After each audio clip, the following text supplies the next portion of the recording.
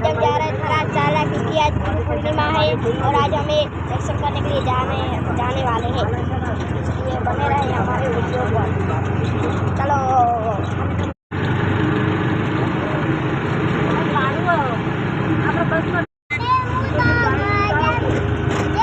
ये हमारा डीसा bus stand, बोलो कैसा है?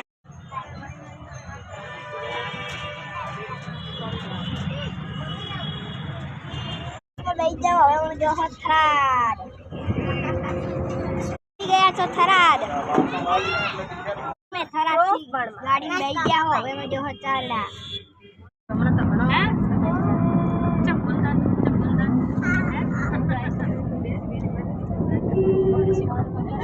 हम चारडा फाइनली पहुंच चुके हैं और मैं आपको अब हमारे गुरुजी का दर्शन कराऊंगा, इसलिए मेरे वीडियो में बने रहे।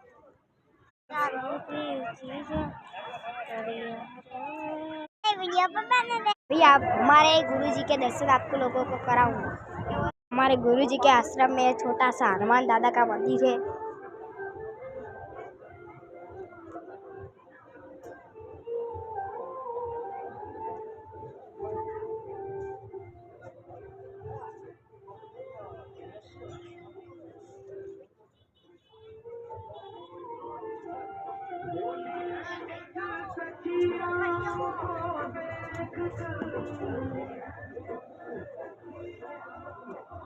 तो ये है हमारे गुरुजी।